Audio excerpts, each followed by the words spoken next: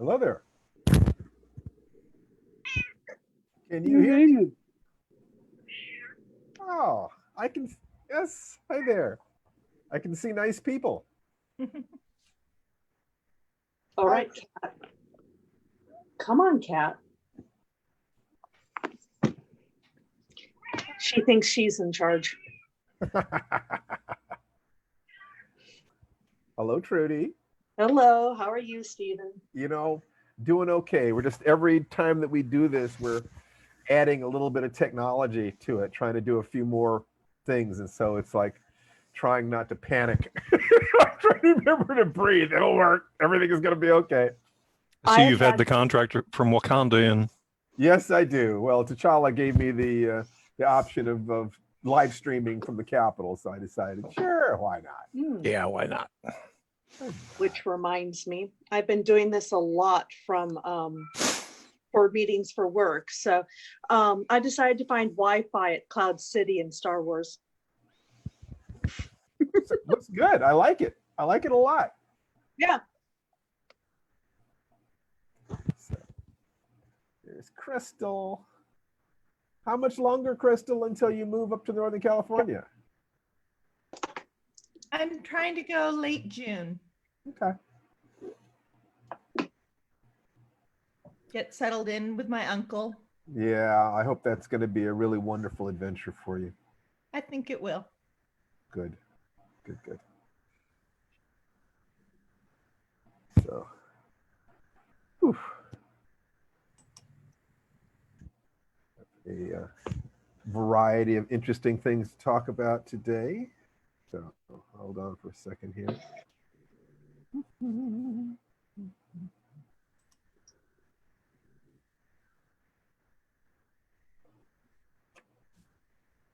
We'll get started in about 6-7 minutes.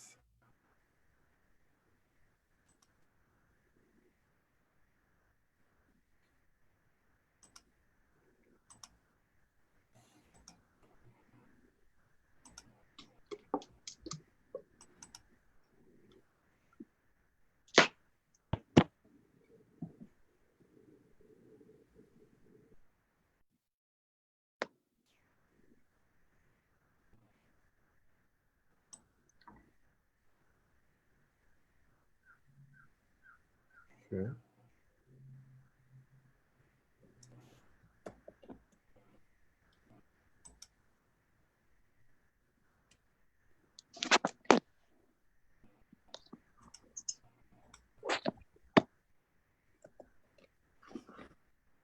And I see somebody. Oh. Hello. Hi, Mary. How are you? Good. How are you? I'm doing fine. Doing fine. Just I'm really glad to see you. I was hoping, oh my gosh, I hope Mary's going to be here. But oh yeah, everything's fine. And here I am. This a is little good early. thing.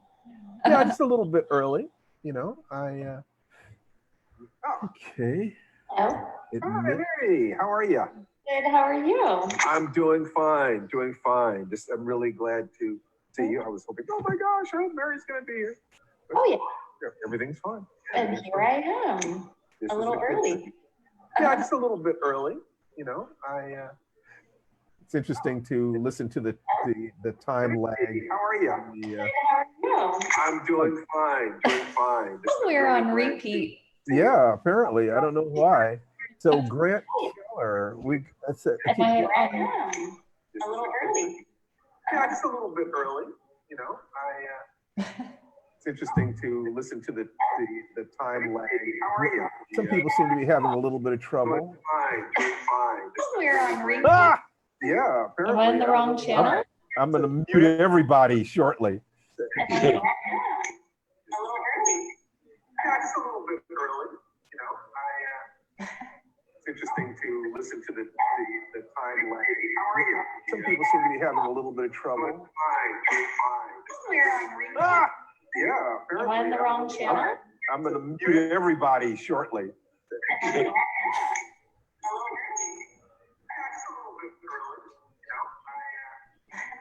Interesting to listen to the time lag.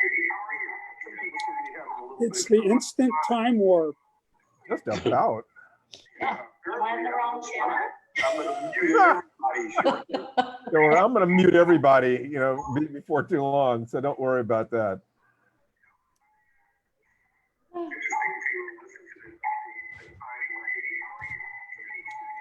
It's the instant time warp. Just about. Am I in the wrong channel? Don't worry, I'm going to mute everybody, before too long. So don't worry about that. Just letting people in just a little bit. It's the instant time warp. Wow, it's been busy.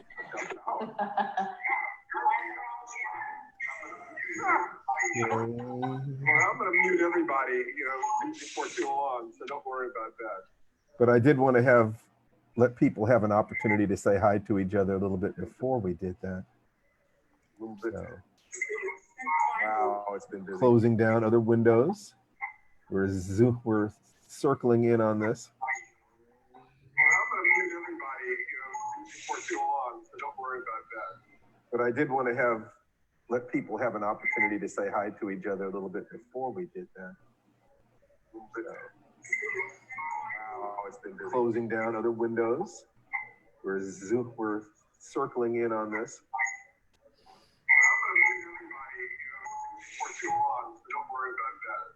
But I did want to let people have an opportunity to say hi to each other a little bit before we did that. Hello. Hello. Windows. We're circling in on this.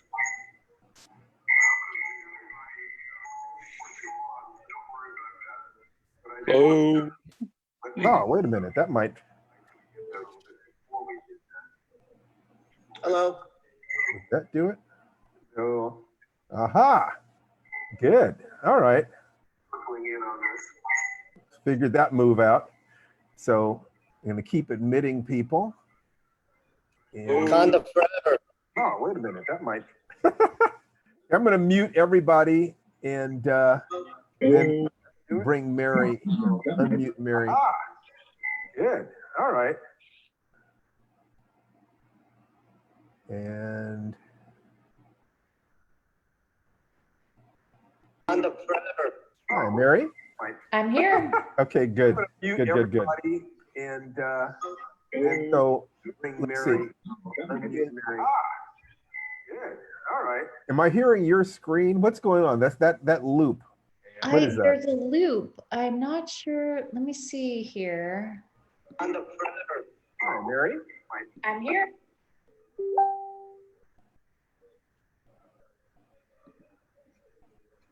How's that? That's much better. Am I back? Yes. Okay. Can you hear me? Yes, I think I had you live on a page and we were live on a page and we were also on Zoom. So that I was know. my technical It's just error. going back and forth and back and forth. Yeah. Back and forth. Crazy. Wow. Yes, it is. So we'll get started. I guess it's time to really get started. And, just hi, everybody. This is Hi, me, everybody. Steve Barnes, and this is Mary. Would you introduce yourself, please? I'm Mary Coppinger. I've been working with the Warrior Work for many, many years, just as Stephen has, and we came together recently to do some work together. Yeah, this is, That's it in a nutshell.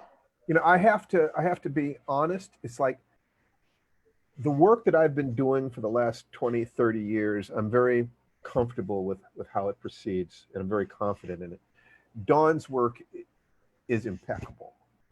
It's among the very best transformative work that I've seen on the planet. Trying to find the right way to bring her work into a home study version, something that is not dependent upon the physical presence in the workshop, was a real challenge. And Dawn and I worked on it for 2 years to get this going. And Mary is helping us do this. Mary, how long did you work with Dawn, Mary? I've been working with Dawn, my goodness, for about 30 years. We've known each other. Mm-hmm. So you are, I am so happy that you're here to represent her piece of this, because I want to make sure to get that correct. We're still having people pop in, joining. There's one poor person who doesn't seem to be able to get in at all, and hopefully we'll just have to give him a replay link, because I really don't want to waste anybody's time. I want to have an opportunity to get into it today. So I guess one of the first things I wanted to say is, Mary, was there something that you wanted to gift us with initially? Because I've got an agenda, I've got things that I want to do and say. So I just want to make absolutely certain that that there's room here for you to gift us with whatever it is you wanted to say. Well, I think that's very interesting, because normally we are in the opposite direction, where I'm very agenda oriented and have a plan, as we've talked about, and our discussion started out this week with my obsessing on that a little bit. And at one point I said, this is really about a time for everybody to check in, like you said earlier, in a format that is somewhat face-to-face, voice-to-voice, rather than via a post. So I'm more inclined to listen. I feel like that's where I'm at personally, is listening more than talking. But on that note, I always have something prepared. And I had shared with Stephen today the matrix of this system, and so many systems, is the breath work. The matrix of the system, as far as warrior work, self-protection, etc., whether physically, spiritually, emotionally, is breaking the freeze panic response. And that can manifest itself in so many ways. And I read an interview with Angelina Jolie recently. Actually, it was an article from quite a few months back that I actually just happened to read. And one of her quotes is, if you feel you are not living your life fully, identify what it is or who it is that's blocking you from breathing, which is the base of this work that Stephen's put together, Dawn's put together, that I've contributed to, and really examining that over and over again in every which way. And you may not have the answer, and the answer may come in very small, subtle pieces over a long period of time, until one day you think, wow, I have been really working on whatever that answer is. And here I am. I didn't know I was transforming. I've been transforming little bits every day with repetitive work with myself. And there you are. And I thought about that, if I relate it to a physical practice, which I can never help but doing. I teach a lot of physical fitness. I teach yoga, and I'll have a student say, oh my goodness, I just realized that something I couldn't do a year ago when I started my practice with you, I just did it today. And I know it didn't just happen today. It's been happening a little bit over time. So for example, a forward fold, I couldn't get my hands past my knees, and now they're almost down to the floor. So that's my nugget for today. Thank you very much. Mm-hmm. I know that it has to start with the breath. I mean, my teacher said that you can start with the belly brain, or you can start with the heart center. However, in conversations with Dawn, I've come to believe that it is better to start with the belly brain. Mm-hmm. Because if you don't start with an absolute commitment to self-protection, to feeling safe in the world, that you can trust your body, your heart, to do 100% of what is possible to protect yourself, then it is unsafe to open your heart. You can actually begin to attract predators, people who see that you are open-hearted but incapable of defending yourself. So the breath is the only physiological process that is both voluntary and autonomic. It happens automatically, whether you're paying any attention to it or not, or you can actually stop, think about it, slow your breathing down, deepen it, change its rhythm, change its depth, change the emotional content of a breath. Move from being focused on the inhalation to the exhalation. There are many different things you can do with it. And when you practice enough, you will actually begin to change the nature of the breaths that you take automatically. You'll breathe differently in your sleep. I know that yoga does that martial arts do that. You practice them long enough and you literally begin to change. So if that is true, to the degree that that is true, and we're going to look at this from the position of these are ideas that are traditional. I've experimented with them. Mary has experimented with them. Thousands of students, and both of us have experimented with them. And we're going to deal with these things as if they are true for the sake of this time. But we want you to be scientists. We want you to try for yourselves to experiment. So the most basic practice, the one that I talk about constantly on Facebook and other places, is every 1 to 3 hours, do 60 seconds of deep, slow, diaphragmatic belly breathing. So I would like for us to put our money where our mouth is and spend 60 seconds right now just breathing. Put your hand on your stomach. And when you inhale, feel your stomach expanding against your hand so that you are taking in as much air as possible during your inhalation phase. And then when you exhale, to contract as much as possible. What this will do is it will break through that freeze response. It will turn fear back into what it was intended to do, which is the motivation, the energy that you need to either run or fight. When you steal your nervous system back from the stress that you're experiencing in life, you get that energy. You now have the energy that you need to take action. So then as long as you're taking just one action every day, as long as you can see, okay, in the arenas of my career, the arenas of my physical body, and the arenas of my family, my love, my children, my mate, if you're taking some step to deepen those every day, in general, as soon as you turn fear into action, you stop experiencing it as fear. You start experiencing it as energy. When you're acting, you're not feeling. You feel generally when you are sitting still thinking about the horrors of the future or the guilt of the past. So let's be here right now with our breathing for just 60 seconds. Would you please do that for me? So Do you mind if I add Yes, a little bit? I would love for you to add something, Mary. Go for it. Thank you. So ideally, and I know for some people physiologically, for whatever reasons, allergies, whatnot, it's difficult to breathe through your nose. But if you can breathe through your nose, at least on the inhale, that is ideal for a diaphragmatic breath. The other thing that I like to explore for myself and for students is, while you're breathing into your belly, also breathe into your rib cage, expanding your rib cage from side to side, front to back. So let that breath fill out the back of your body as well. That area behind your abdomen, fill out that space along your spine. So something to play with.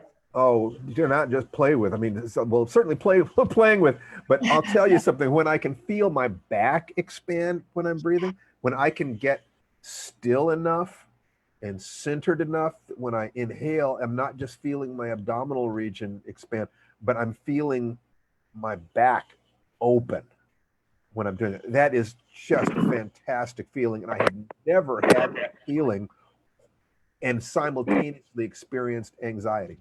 That for some reason, when you get that breathing right and you're breathing, that's a breath of power. It's a breath of confidence. And you're faking your brain into believing that you're okay. I mean, you can do that in the midst of horrid stress. And it just works. So if we could just have 60 seconds of breathing right now, and I will time that, and just, each in your own timing, let's just kind of go for it. So begin, please.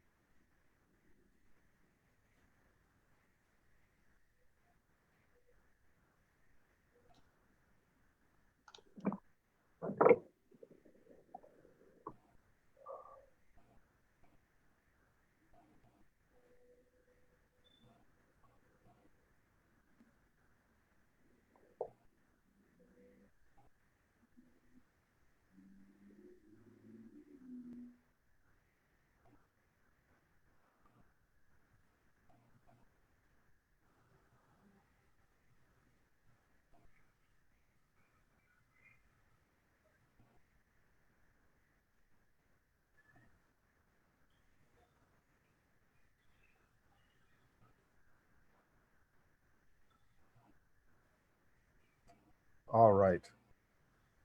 Thank you, everybody.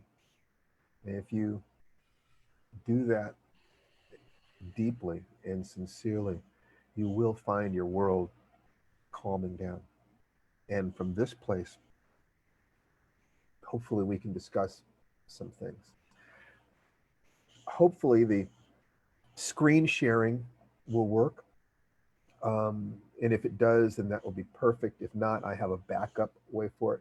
What I wanted to do was talk about what happens, even though the Warrior's Journey class is in some ways the pinnacle of what I've been trying to teach. We have other people on the call who are coming in through some of the other programs because I want them to be able to have that benefit. I want to create a community of people who understand that there is something here where we're trying to help you to first center yourself and then to progress in your life. So the question becomes one of, well, what is progress? What are we trying to accomplish? What is the ideal? In order to look at this, I want to do my first of the screen sharings, and hopefully, once again, this will work. If it does not, mea culpa, mea maxima culpa. But I think that we're going to be okay. Okay. So here's the first one. Mary, can you see that? Can you I see that? can. Yeah, it's terrific. Okay, great. What we have here is an image of the yogic chakras. And the chakras are one of the most powerful forms of looking at what it is to be a human being. If it's not that you cut somebody open and you find a little spinning energy wheel inside them. No, there is theoretical, it's perfectly reasonable to consider them as theoretical models. Abraham Maslow's hierarchy of human needs fits in here. Milton Erickson's hierarchy of the progression of a human being towards being an autonomous adult is right here. If you start from the bottom and you have the base chakras, Muladhara, Svasana, Manipura, Anahata, Vishuddhi, Anja, and Sahasrara are the Sanskrit names for them. But starting from the bottom, you have the basic trust.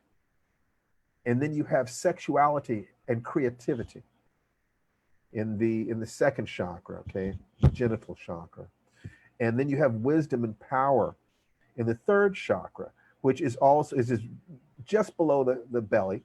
In Chinese, the Chinese call it the dantian, the Japanese call it the hara. It's the center of physical mass of the body. When you combine, and we'll talk about combining these together in just a moment. The heart chakra is emotion, love, especially love and fear, unfortunately. Although fear connects down with especially with the base chakras, the base survival chakras. Communication is in the throat chakra. That is both learning and speaking your truth. And above the brow is anja, intellect, wisdom, the ability to create maps of reality. And then of course you're going to want to communicate them. And then outside the physical body is the spirit. On some images, this is depicted as a halo. Okay, so this is just a way of looking at the 7 different levels that we have to play with here. Now, before we go on, Mary, any thoughts on this? Because next we're going to go to the energy centers and the way these are grouped. Yeah, absolutely. So those are, and there are so many ways to look at this. Everybody has a system that they work with so to add in for root, and maybe this is where you're getting into the energy center, Stephen. So root chakra is, physical, food, shelter, knowing, trusting that you can secure your resources. And that can mean many different things. Again, food, shelter, ability to make money, etc. Your chakra system disappeared. No, it's okay. I can't admit people to the program at the same time. So I just wanted to be sure that I wasn't excluding some folks. Yep. Yeah, so second chakra, again, creativity. That's also where we define emotional climate. It's from where we dance, we move from our second chakra, we get groovy. Third chakra, again, will, commitment, determination. When my youngest daughter was a very little girl, she called it the go for it chakra, which I thought was amazing. Again, as Stephen said, heart center, connection, compassion. Throat center, not only from where we communicate, but also we ask for what we want, but we have to be open enough to receive it from there. Third eye, I always like to think about that too. It's a bit related to second chakra. It's part of your psychic ability where you see without filters. You see what is and not what you have as far as your fantasy, what you want to see. You see what is without filter. And then the seventh chakra, I mean, that just is what it is. It is what it is. Let's Yeah. go back over there right now. So I think we've let some Polk in. So there you have a way of looking at these 7 centers. And once again, this is a metaphor. This is a metaphor. We're not asking you to believe in them in that sense. We're asking you to look at yourself, asking if you have a blockage in some area, it's useful to look at the areas on either side of it. In other words, if you're having a blockage in your sexual energy, it is useful to ask, is there something about survival that is connected here? People who have been abused, who've had their sexuality connected to pain and loss, often will have a shutdown there in terms of their physical mastery. What's going on, in their emotions and their sexuality, in terms of their emotions, what's going on with their body and their sense of being able to communicate. You have to feel safe to be able to open these things up. Now, this is complex. The human mind can handle 7 plus or minus 2 pieces of information at a time. But frankly, I've been studying the chakras my entire life. It feels. And it can be a little complicated to try to understand how to line these things up. But a mutual teacher of myself and Dawn simplified this pattern by talking about the 3 energy centers. So the belly brain, which is to the extreme left here, the lowest one, would be the core survival, sexuality, and physical mastery, the first 3 chakras. The heart center in the middle would be the emotions and communication, the 4th and 5th chakras. And then the head center, the extreme left, right is at the bottom, heart is in the middle, and at the extreme left would be the head center. That is intellect and spirit. Now, the belly brain is the site of instinct. If you are in connection with your belly brain, when you walk into a room, you can feel that something is wrong. If there's something wrong, you can ask yourself questions about what is true or what is not true, and what can and cannot be trusted. But I know that the amount some of the teachings that I got concerning the 3 energy centers were amazing. And at some point I might talk about an incident that I actually saw that was mind-blowing in terms of the way they relate to the physical existence.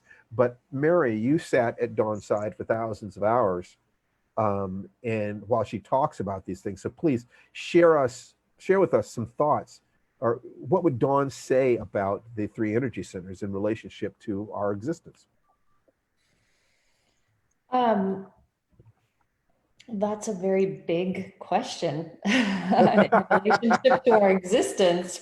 Belly What brain. might her introductory statement have been? Yeah. Well, belly brain, we always start with the belly brain. So, and one thing I want to add too about second chakra, reading emotional climate, knowing when something's wrong, it's also the place from which you know something's right. This timing's right. I just know this is an opportunity, and you know it to your core, literally. So I do want to layer that in as well. So basically what we talk about in the intro of our work is establishing a healthy relationship with the three lower centers. Root chakra, you got to know you can take care of yourself. You have to know you have self-reliance, self-preservation. And when you don't trust that, when you don't trust that you can physically survive on your own, on any level, financially, physically, emotionally, you're walking around freaked out all the time. When you can't figure out if you're in a dangerous situation, or you can't figure out if you have an opportunity or not, you're walking around confused all the time and nothing gets done. So let me ask you a question before you go on. We have a Sure. lot of people who are feeling extreme stress right now, extreme life stress. Sure. Right now. I mean, it's not just, we were concerned about things about the environment, and then we were concerned about the economy, and then we were concerned about the political season. Now we're concerned about this disease. Literally, I don't know of a time that the average person over the course of my life, except for the Cuban Missile Crisis, okay, I cannot think of a time when the average person in this country felt as much stress as we feel right now. So how can we use that insight that you just offered us to help ourselves and help our families and be of service to the people that we love? How do we engage the belly brain so as to deal with this very real stress in a more healthful fashion?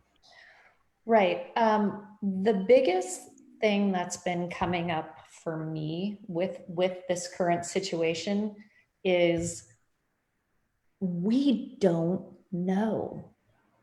We don't know about this virus. We don't know, even if there is a vaccine, what the residuals are going to be.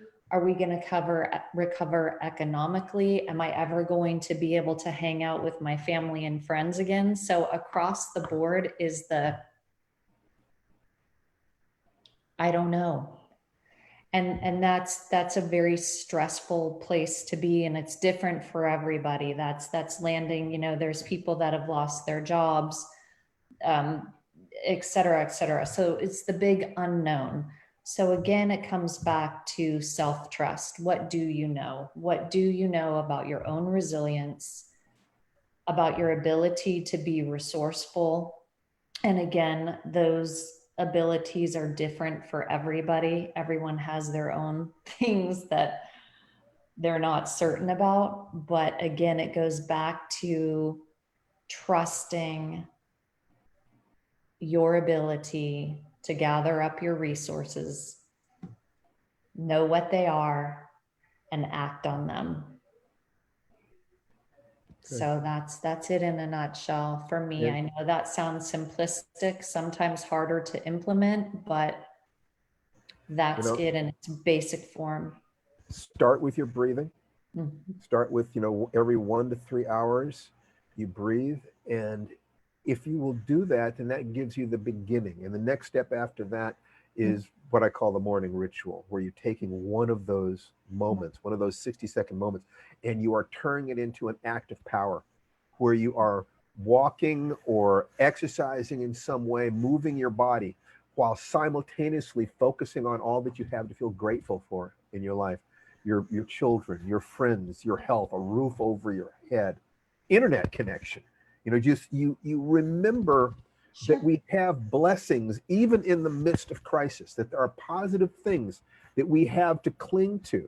We can cling to each other. We have memories. And just like if you fell down in front of the class and everybody laughed at you when you were 10 years old, and you think about that, you're still gonna feel mortified by it if you let yourself think about it enough. In the exact same way, positive memories can be triggered. Old memories can be triggered the same way by actually putting yourself into it. It's learning how to play yourself like a piano. What is the music you want to experience in your life?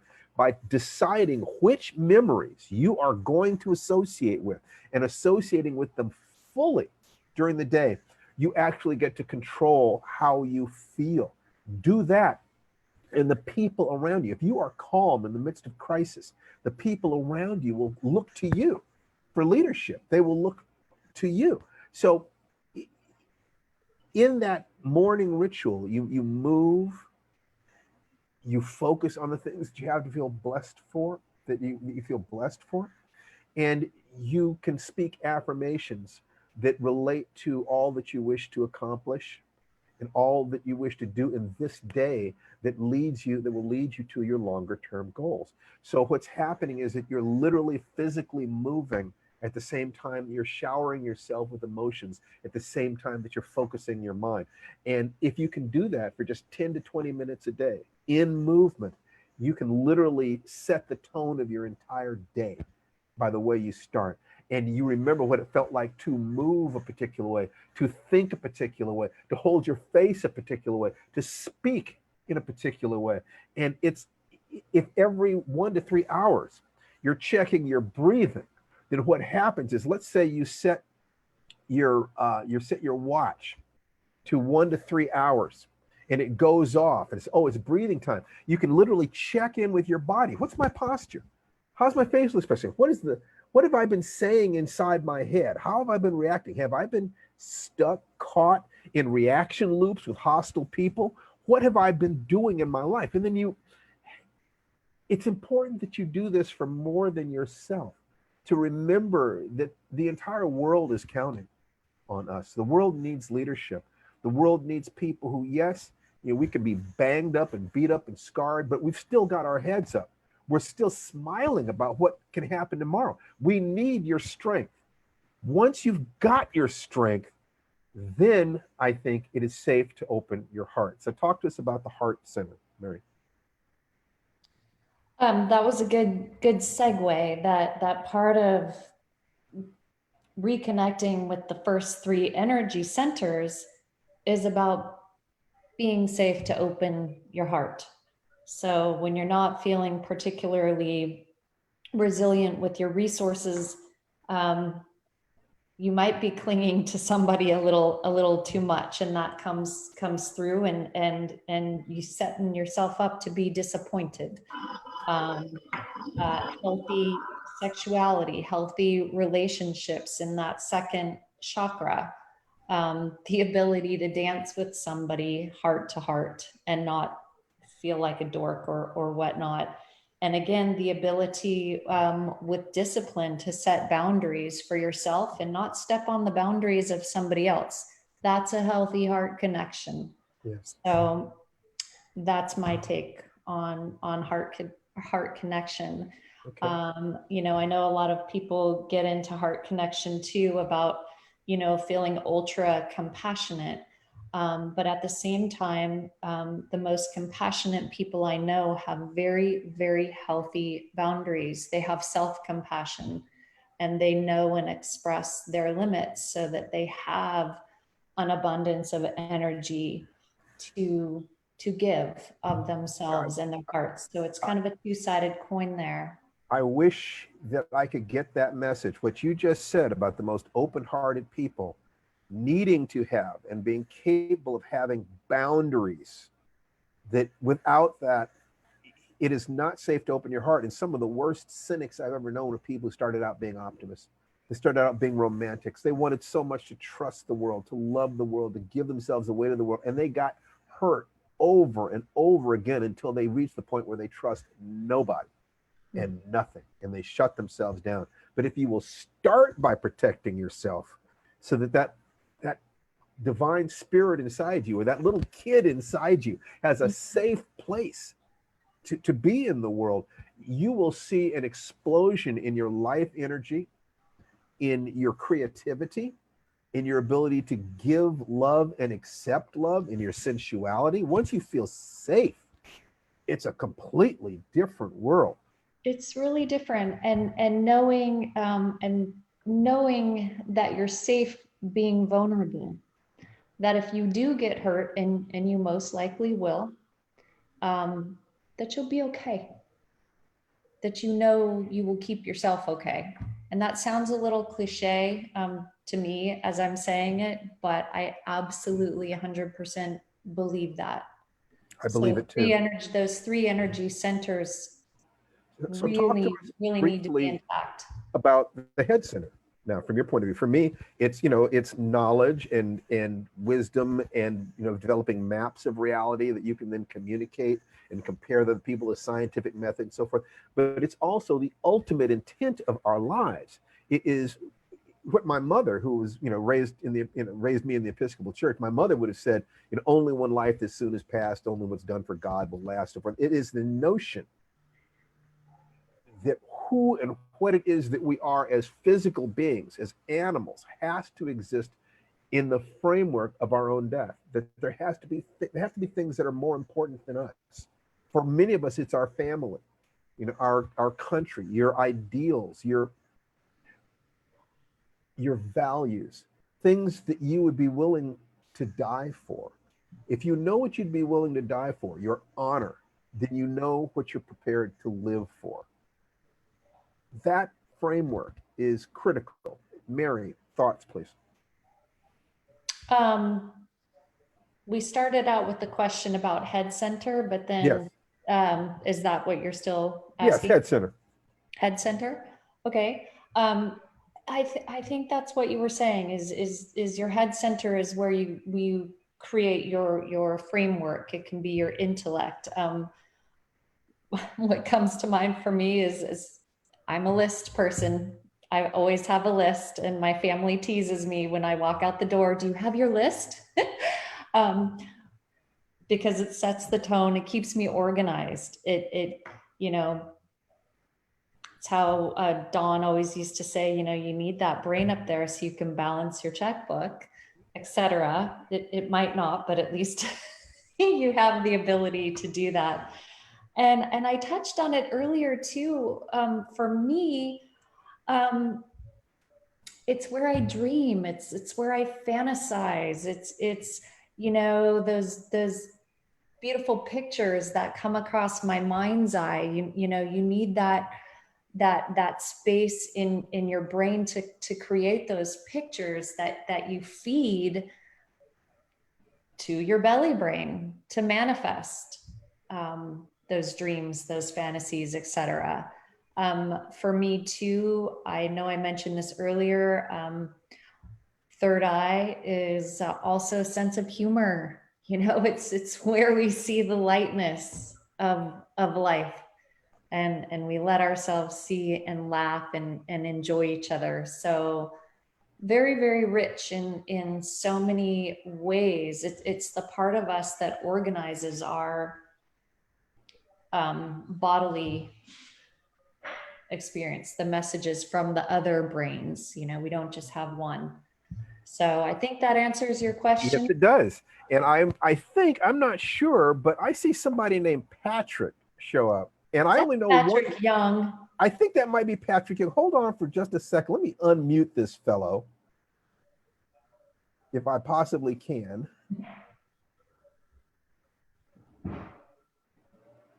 Are you going to let me Are they going to let me? Aha. Patric. Stephen. Is that brother Patric? That is in fact your brother Patrick.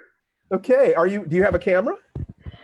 You know what? I was trying to get it to work and I can't. I'm on my old computer right now. So it's okay. Well, Patric was combat chief for Dawn for how long? 26 years. Oh my God. So thank you. It's so great to have you on the call, buddy. And we were just talking about the 3 energy centers, and I was wondering whether or not the first time I became familiar with the 3 energy centers, you were there. Yes, I was. And would you please tell these people what happened, because it was pretty amazing. So Stephen and I went to visit a martial art teacher who we both admired and had classes for and had gone to workshops. Am I telling the right story? Yes, you are. Okay. And I was training with one of his students. So one of his students was the most talented black belt that I'd ever seen move. It was almost like watching a machine, because human beings couldn't move that perfectly. And so I went, and I'd seen him do something that really dazzled me, and I saw him do it during a kumite, during a fight, where he popped up in the air, wheeled his body around, was able to throw a reverse roundhouse kick that nobody saw coming, because people don't move like that. And so I was telling the story to Harley Reagan, and he said, well, you could do that. And I said, yeah, sure I could. And he goes, no, you can't. So what you do is you focus your attention on your belly brain, to get the lift off the ground. He explained the whole thing to me, and then he just sat back in his chair and looked at me, and I was going, Okay, so let me interject for a moment here. Belly brain controls movement up and down. Right, up and down. The heart center controls movement forward and back. Right. And the head center controls movement left and right. He just said you just put them in the right combination and just do it. So what happened, Patrick? Well, he even explained the combination. He goes, well, you start off and you're going to jump, and so you're going to need to use your belly brain. Anyway, he explained the whole thing to me, and then Stephen and Harley were both sitting there looking at me, and I was kind of going, yeah, okay. So I did it. And when I landed, I looked over at Steve, and his mouth was hanging open, and I said, was that right? And he goes, man, you were 4 feet off the ground. I am not a jumper. I have never been a jumper, and that was one of the things that was holding me back in being able to get in being able to pass through the belt system in the style that we were in. So that was one of the things that really impressed me, was these things that I considered to almost be mystical. Harley thought about, and Harley and Dawn thought about as daily technique. This is just the way this is the business of your life. This is the way you go through it. First of all, thank you so much for sharing that story, because I ended up writing about that incident in Black Belt magazine, because I'd never seen anything like that. So the idea that these energy centers, which are conceptual, also have a physical effect, that you can ground them in your physical reality, you can ground them in your emotional reality, you can ground them in your intellectual reality, I think is essential to starting to play with these things. So hold on, Pat, and I want to share the screen again and take things one more step. Okay.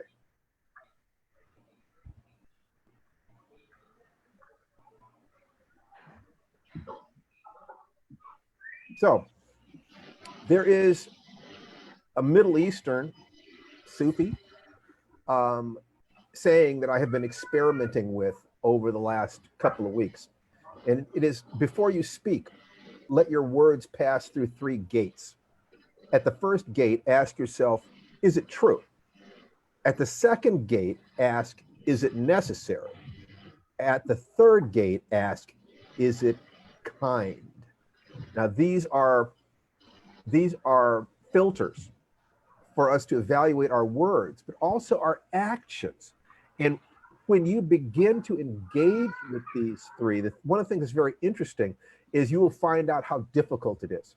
It is hugely difficult to filter all of your words and your actions by making certain that they are true, that they're kind, and that they're necessary, and that they are kind. You find out about your character when you do this. And as you do that, you start understanding better the character of people who cannot do these things and the character of the people who can do these things, that you can actually use their expression and their actions as a way to see into their hearts, to the degree that you're willing to commit to these and use them to look into your own heart. Now, I wanted to take one more step with this, because it occurred to me that it's possible to look at these in a slightly different way. And that is, starting from the bottom, if the belly brain is what tells us what is true in many ways, the heart center is certainly about whether or not we are kind and an action is kind.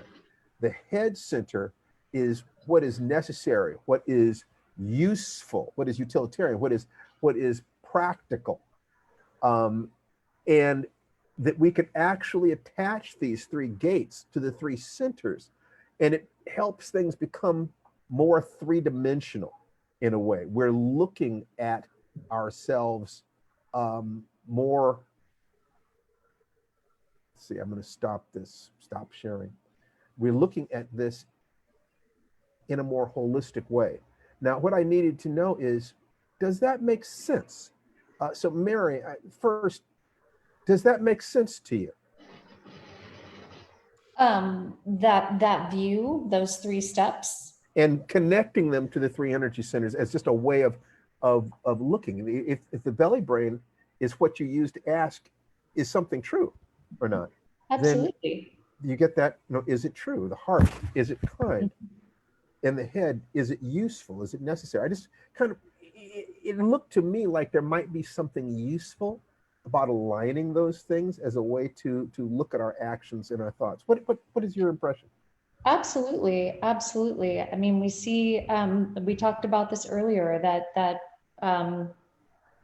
belly brain reads the climate.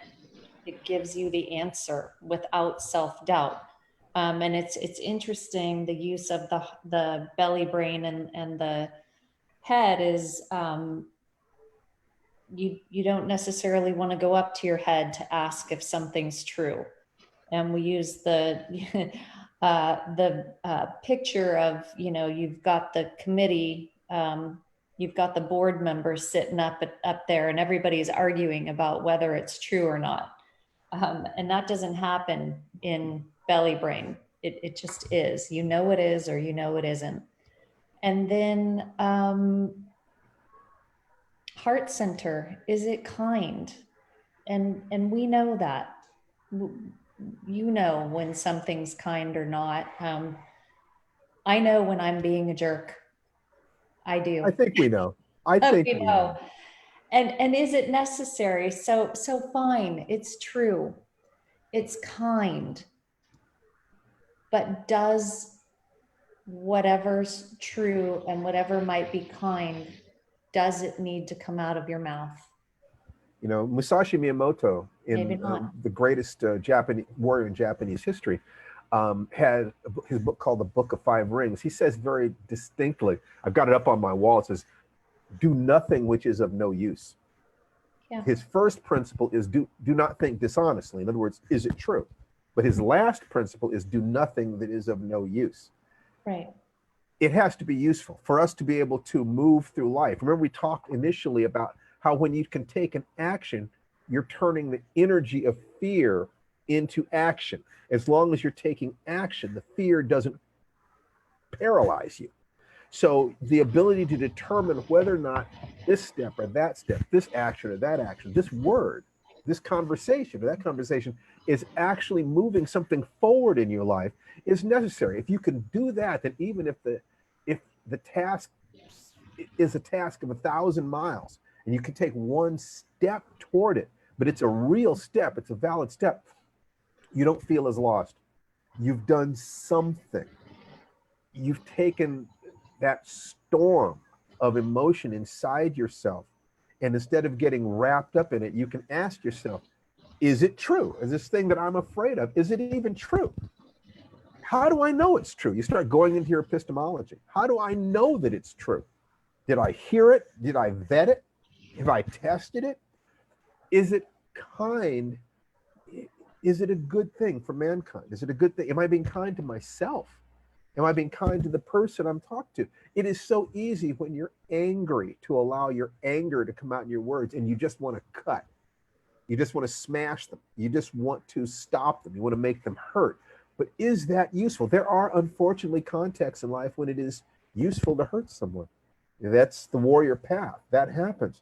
But we don't have to be sadistic about it. We don't have to enjoy it. What we have to do is do it. We have to keep ourselves safe.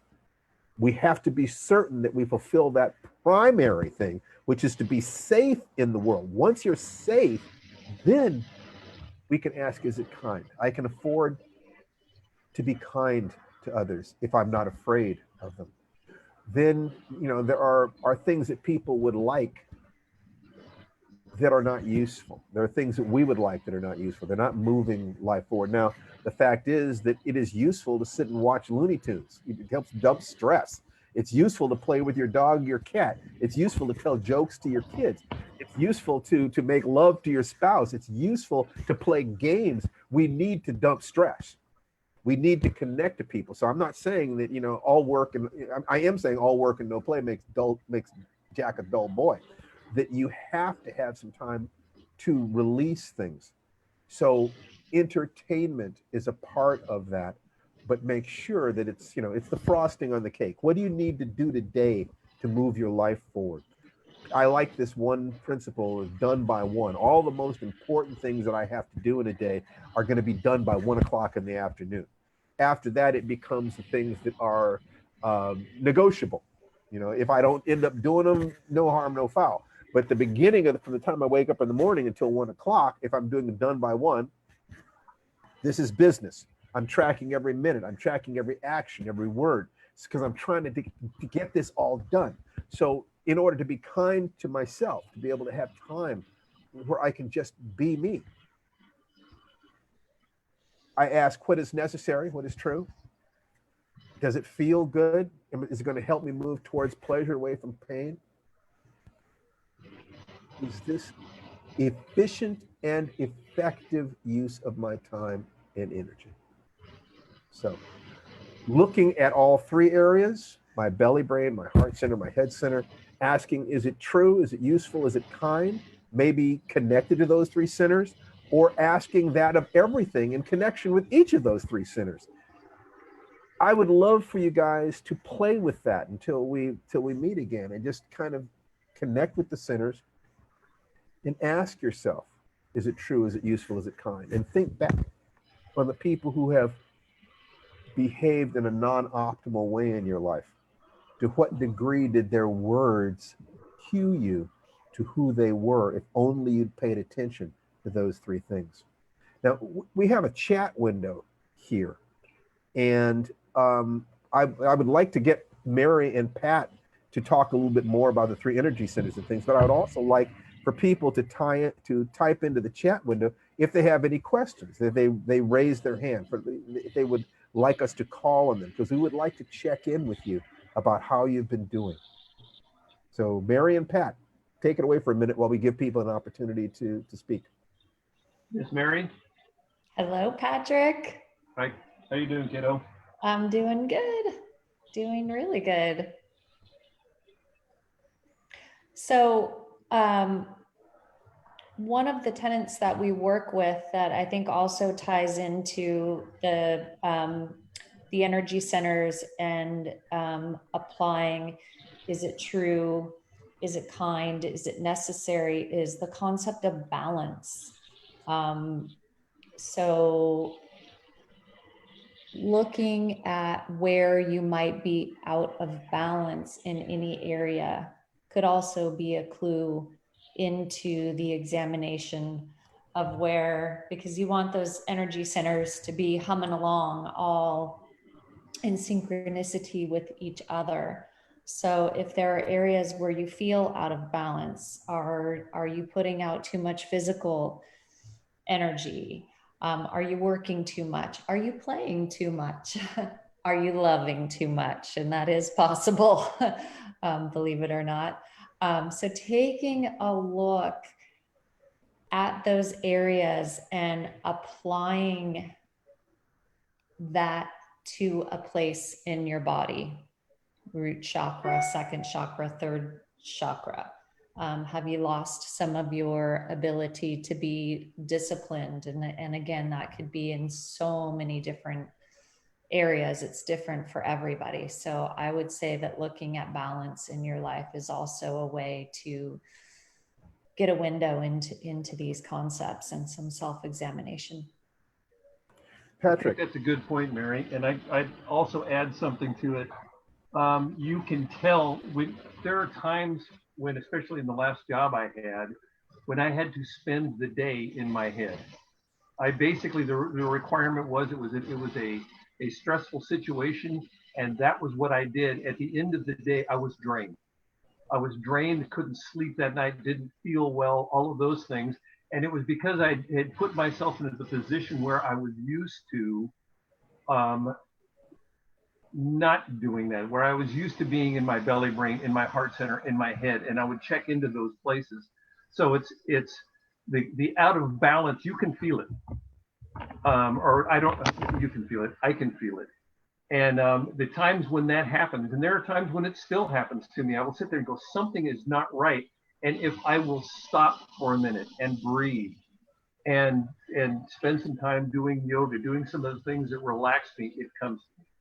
And I will see what it is that has put me where I'm out of alignment. Thank you very much, Pat.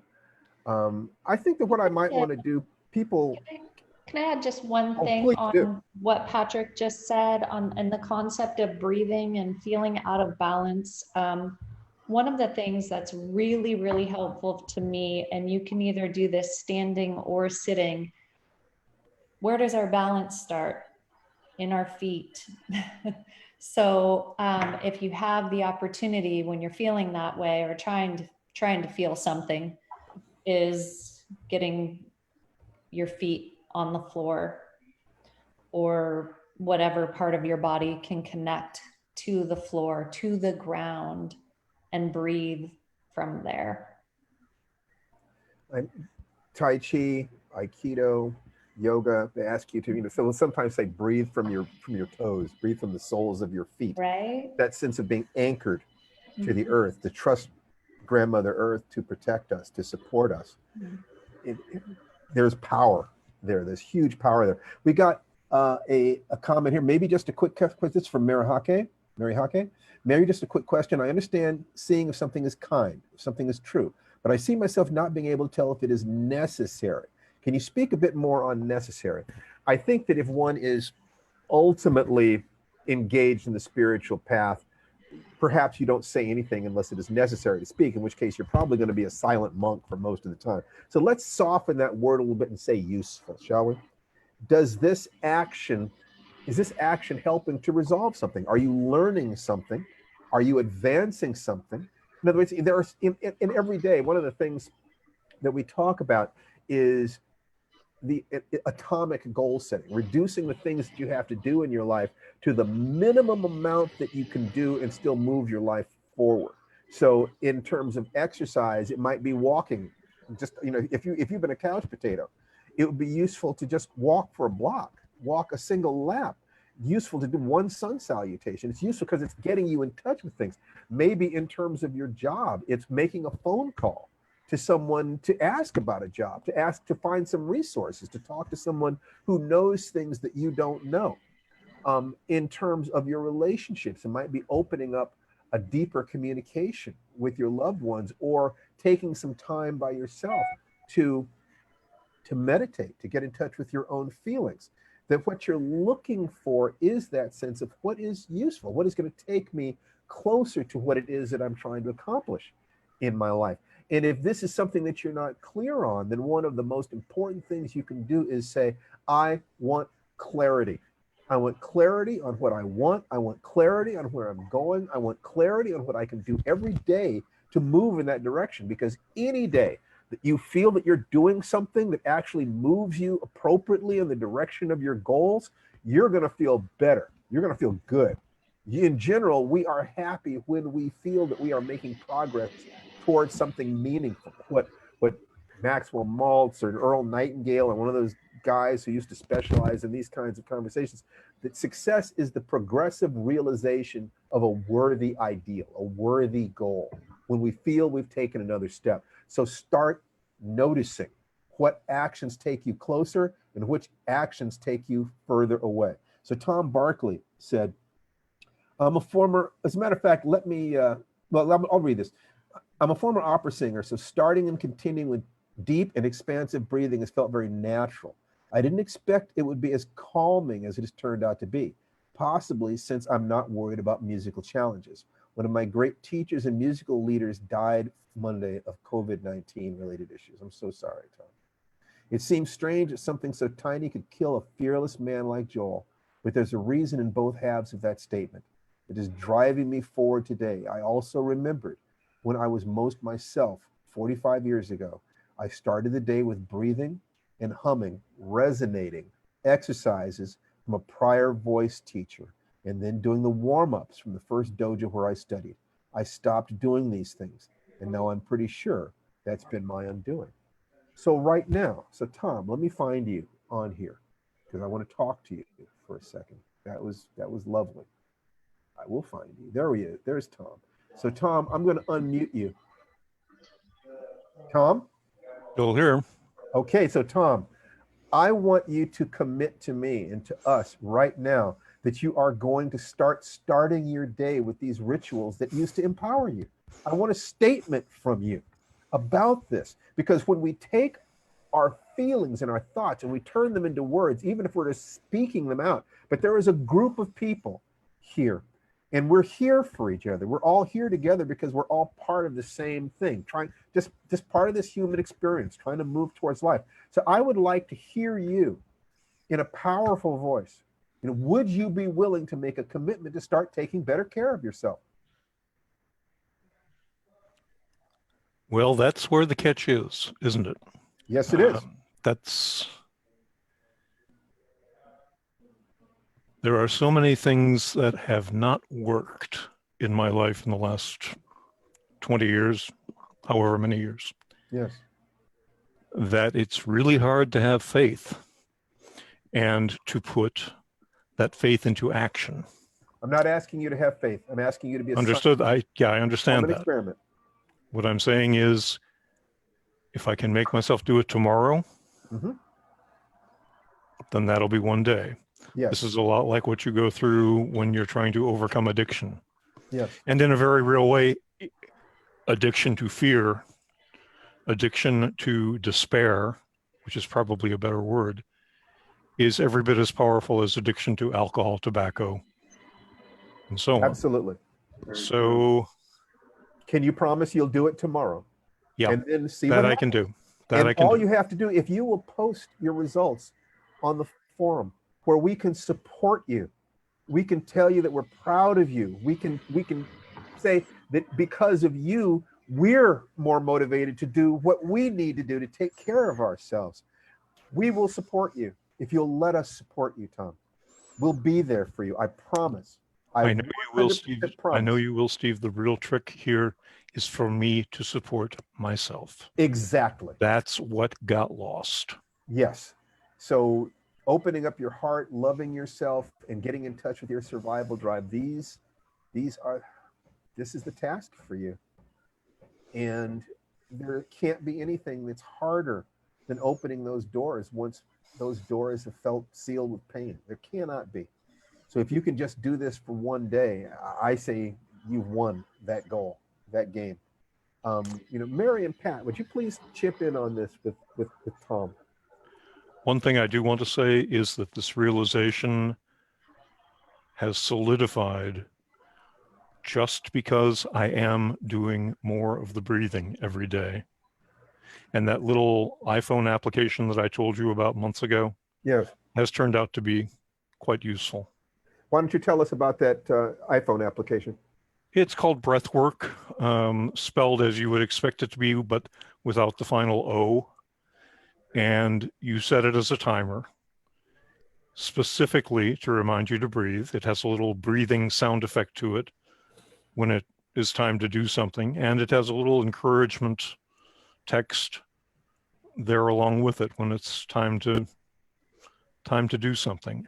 And honestly, going back to the breathing, I find that I don't limit myself to 1 minute, 2 minutes, 3 minutes. This was the foundation of my art at one time.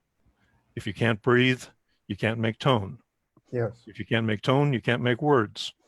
If you can't make tone and words, no one is going to hear you.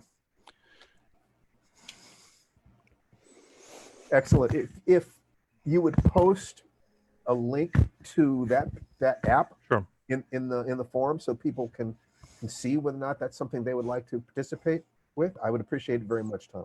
Happy to help. And thank you very much for sharing. We have something from Sean Nixon. Says that the issue of worthiness is very much on my mind right now. And frankly, I am really full of crap about it. Now, the thing that's interesting about that is that he knows perfectly well that if someone were to consider one of his children unworthy, they would be unconscious immediately. I'm going to open Sean's microphone. Sean? Terrible mistake. Hey, how you doing? Good. So talk to us about what you've been going through with the process, please. I'll tell you, okay. So long story short, no crying, no whining. I am in the midst of a divorce. My wife is moving out of our shared home tomorrow.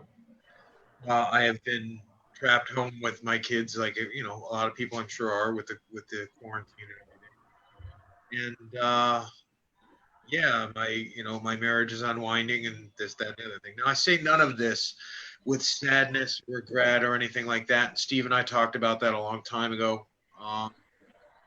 The thing is, first and foremost, the breathing thing like that works, and it works like a charm. It's been really, really helping me through this. That's where we start. Absolutely. And then the worthiness thing, and this is kind of come up in a different context for me, is I've been trying to kind of restart my social life, which is exciting after spending half my life with a different person. And the thing that has kind of come up is people are being nice to me. Women are being nice to me. And I, like almost immediately, when they do that, I'm like, you don't deserve that, dude. You gotta, settle down. Like that should not be happening. And I've been thinking about this, and and just kind of sitting there on it. And I'm like, man, people say all the time how much they want, real love and people to be connected to and this and that. But here I am with an opportunity to actually have that. And the first thing that occurred to me was get out of here, like eject, because you're not worthy of that. Yes. So I'm going to find out something's wrong with you. And that just is I don't think of myself like that. Like that's not like a top level thought I have about myself. Well, I'll tell you, like on that kind of like lower down on the list of chakras, that bad boy just popped right up the second anything good happened. And I was like, wow, would you look at that? Here's the thing that I say to myself up here at my head chakra, third eye, yeah, all up here, right? That I was like, here's what I want. But then way down lower, that was not what was cracking at all. And I got to tell you, that's a cool thing to me about that model of the chakras is that once you kind of accept it as a model and you start to kind of, let that in a little bit, it provides a reference point to look at what is happening to you and be like, all right, which one of these things might be jammed up? Which one of these things might be too active? Like what is happening here? So, I mean, first and foremost, that worthiness thing, I've never been aware that was resonant in my conversation at all. And now that I'm at least aware of it, I feel like now there's a real ground for the fight here. Like now there's an actual battleground. Like, okay, yeah, there he is. Yeah, now we can really look at it. Now we can really, My friend, you find a metaphor that fits your strengths. You're a fighter. You're a fighter, Sean. It's like, so for me, someone who's a gardener might have a metaphor of weeding their garden. A fighter might, you see something in front of you that needs to be knocked down, or you put someone behind you that needs to be protected. Okay. Any voice inside you that has told you that you are less than precious, that you don't have the right to be here, you don't have the right to be happy, to be loving, that voice lied to you. It's as simple as that. That voice lied to you. And once you become aware that you have voices inside you that will lie to you, you can sit back when you're meditating, listening to the voices in your head. Everybody's got voices in their head, and ask yourself, where did that voice come from? Whose voice is that? Do I listen to that? And when you've connected with your survival drive, your belly brain, right, you literally can start asking it yes and no questions. Yes, no. Is this voice reliable? And it will tell you, as long as you boil it down to a yes or no question. Okay. You know, you'll get that feeling and you'll be able to zero in on that. But I can tell you, anything that says that you do not have the right to life, to breath, to love, is the static that stands between you and your spirit. That the little boy part of you who started this journey is absolutely precious. I've had the gift, you've given me the gift of seeing that little kid inside you enough that I know how much I would have enjoyed having him as a buddy. I know that. And the fact is that romantic relationships are, you know, friends with benefits. You know, you are friends, but you also have the physical attraction.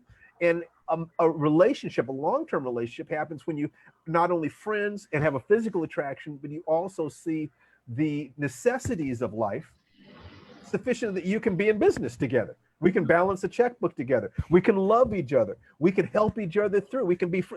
That's when everything comes together. So make sure that kid part of you is safe. It's a dangerous world out there, and you've taken a lot of blows. Okay, so start with him being precious, and be willing to listen to what he says to you. Don't talk to him except to ask him, "What can I do for you?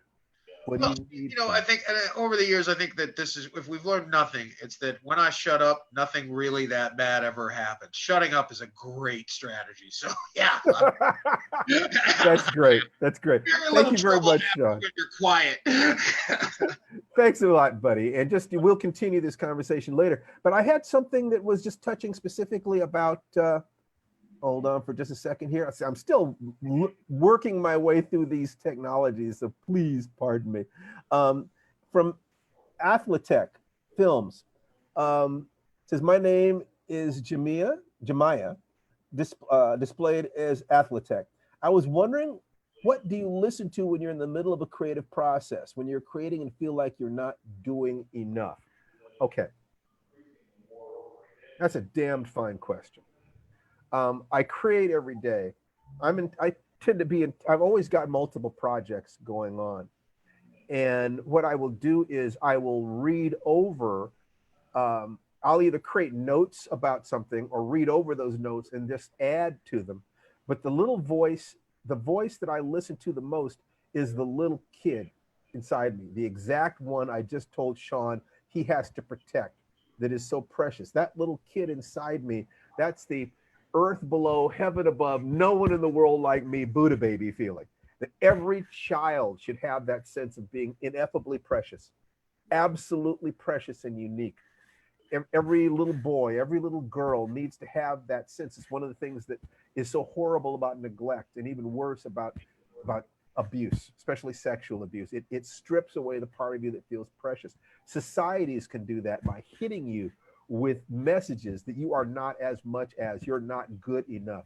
So when I protect that child part of myself, I'm creating a safe place for him to play. I will literally create a playground for him where, you know, it is my job as the adult to prune the thorns off the roses and keep the pumas at bay and let my kid in there and play. And then my wife Tananari, you know, has a little girl who is just absolutely wonderful, and I let that little girl come in and play, and we can play together. And my parent side and her, you know, my dad's side and her mom's side stand at the gates and keep the mountain lions out. You know, it's like, so our kids can play together, and that's when we're able to collaborate creatively. But the creative voice is the child. The editing voice, that's for creating new text, for coming up with ideas. The editing part of me is the adult part. The adult is the editor. The adult maintains discipline. The adult creates the safe space, but it is the child self who does the creativity. So that's that voice. Nancy Polk said that it's hard for her to write fiction. Does stress affect fiction writing? It does when it becomes strain. that access to flow state is what makes it possible to create. That when, we talked about this last time, I think. I'll just show this again. That stress is pressure per unit area. That's pressing against the paper that is disappearing because of Wakanda magic. That's stress. But strain is deformation per unit length. Strain is when the stress gets so bad that it crunches you up. This is what you do not want. Stress is just fine because it actually motivates us to move forward. It creates the energy that we need. It's a way we're dealing with fear. And as long as the fear does not turn into strain, we can use that to move forward in our lives. How do you stop that? Breathing. It's great. That breathing can be a sovereign doorway into our flow state. Now, if you're not familiar with writing sufficiently, you might do something like write a story about a television episode or a movie that you saw. In other words, so you don't have to worry about the plot.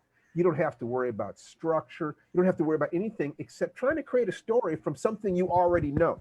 Now you're working on all the skills except the core creative skills. Then you can do the creative skills. Just write an outline of something that you want to do. If you can write a story describing something that already exists, and if you can write an outline for something that does not exist, you have all the component skills to structure something new and write about it. And now it's just a matter of combining them. And at every step, you're being certain that the stress, performance stress, fear, whatever, rejection stress, does not overwhelm you, does not become so powerful that you can't blend these things together. My very dear friend and mentor, Jerry Pornell, after he had chemotherapy, radiation therapy actually, on a brain tumor, he was no longer able to connect the flow state with the editing state.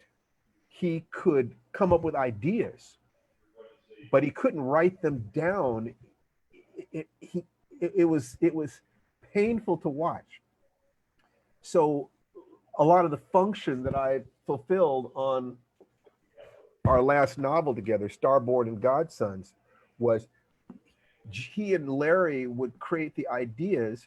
I would write the first draft, and then we would all polish them together. So we're moving back and forth between those two modes. It's a way. I mean, the truth is that once you decide what your intent is, you simply look for the tools that will help you fulfill your intent. And one of those tools is definitely outlining. One of those tools is focus, dealing with your fear, learning how to breathe so that stress does not become strain. Your goal is to have a happy life. Your goal is to live a life in integrity, to speak truth with kindness and utility, to be balanced between our belly brains, our heart centers, our head centers. And it all starts with the breathing. Mary, I would love to start winding this down. I would love a comment from you about any of the things that we've covered here today. I guess just speaking to a couple of the comments and questions. Tom, I want to acknowledge that you've already started taking care of yourself by actively being disciplined about your breath work. And I just want to encourage you to keep going. And one of the words as I thought about coming into our session tonight was curiosity. And when you're curious about something, it encourages you to explore. And you are exploring yourself right now. And when you explore yourself, you discover something about yourself. And when you discover something about yourself, that can be pleasurable, which results in your wanting to do it more. So I just think you're right on, man. So keep going. And keep letting us support you. Yeah, and Sean, you know, you're traveling into new territory. I guess I have kind of more of a question, and we can explore this more in the group if you went to. But I heard you ask or mention two things, which was about feeling worthy and questioning a woman or women in particular being nice to you. That somehow that feels uncomfortable. And so I really encourage you to engage in that second chakra in a playful way, and absolutely find a way that you can honestly feel in yourself that you deserve feminine attention. You deserve to be desirable, to be desired. And that doesn't necessarily mean in a sexual or intimate way, that your company is desirable, that somebody wants to talk to you, that they find you interesting because you find yourself interesting. So those are a couple nuggets that I had.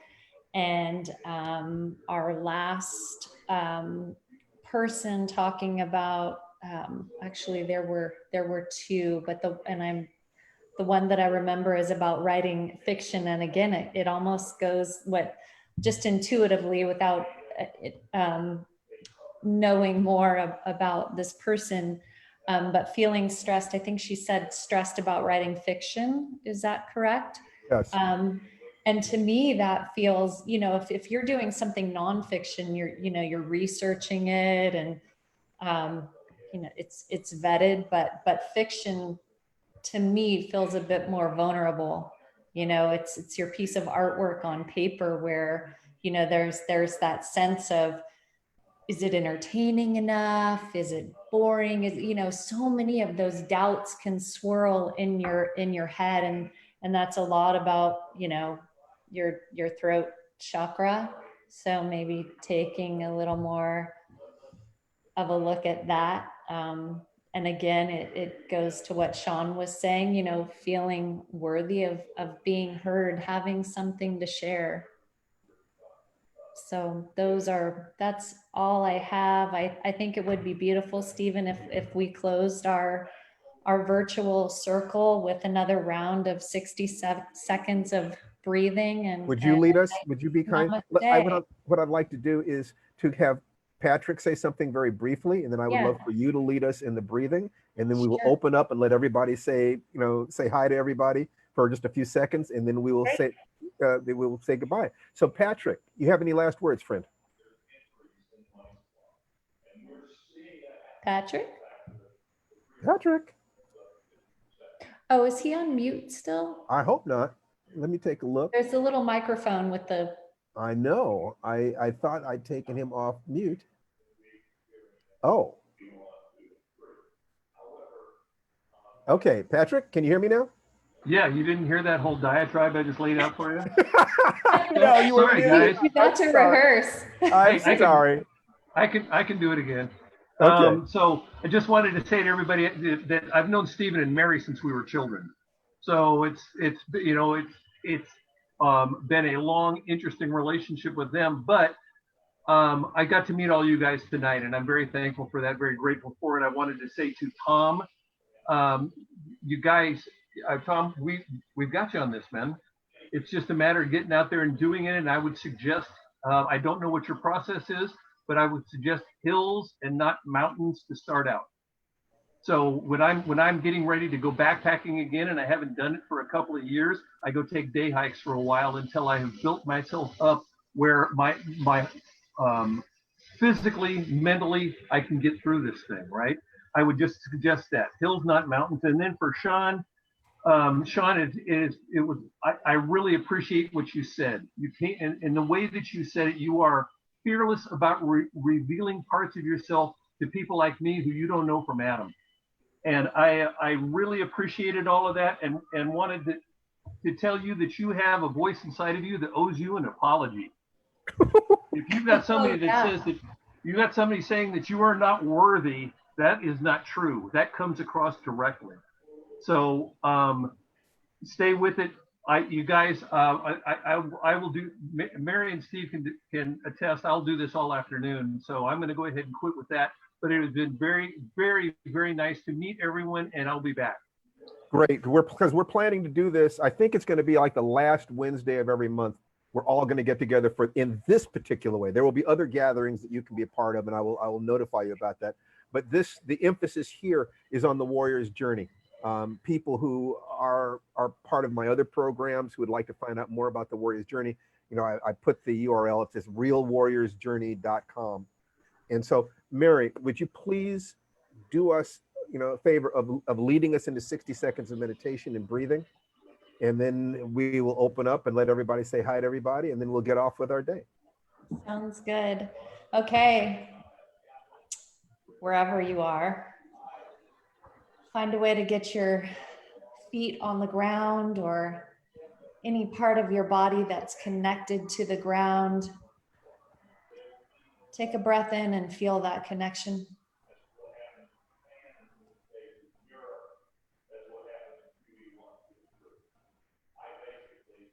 And take a breath in that comes into the root of your spine. Fill out that space on either side of the root of your spine.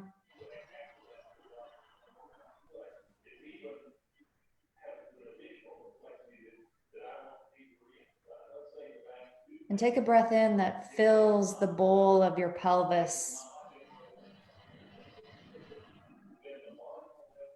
Imagine a nice, warm breath coming into that bowl.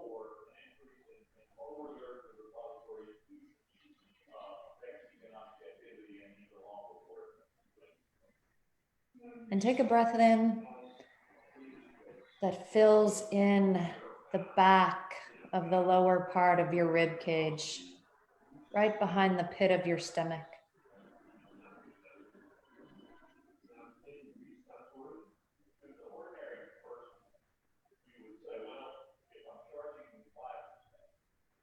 And take a breath in that fills in that space between your shoulder blades.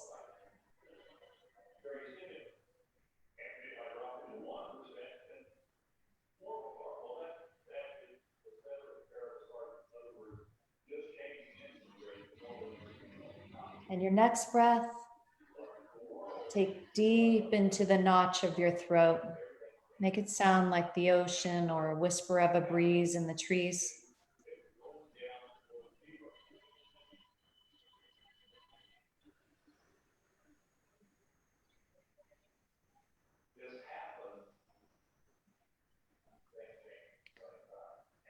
And take a breath that makes you smile from your eyes.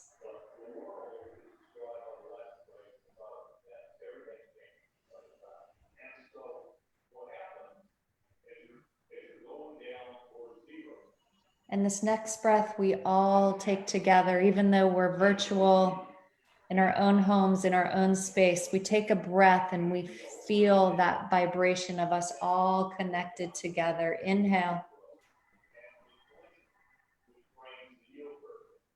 And breathe out.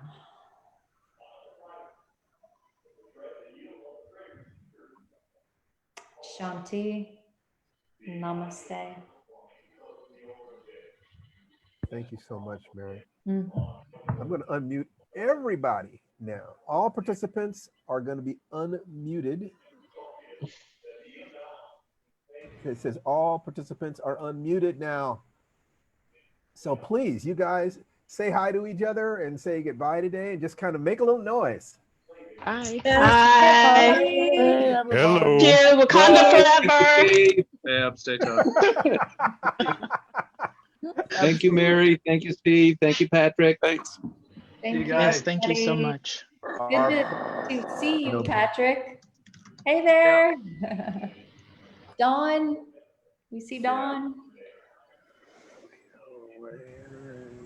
Okay. Thank you, everybody, so much for being here and sharing your voices and your hearts and your wisdom.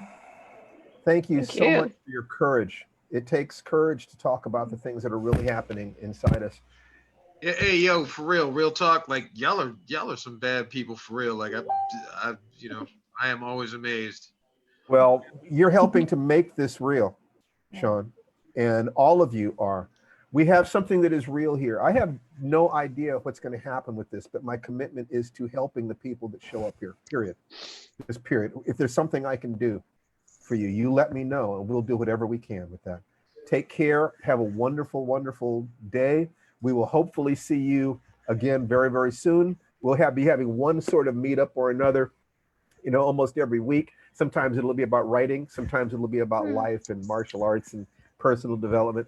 The subjects will vary, but the intent is the same, to live the best and most authentic and joyful lives that we can. Take care, guys. I love you for showing up here. I really do. This is my heart. I care more than I can possibly say. Be well. Thank you, Stephen. Bye-bye. Too, Stephen. Thank you. Bye-bye. Take care, everyone.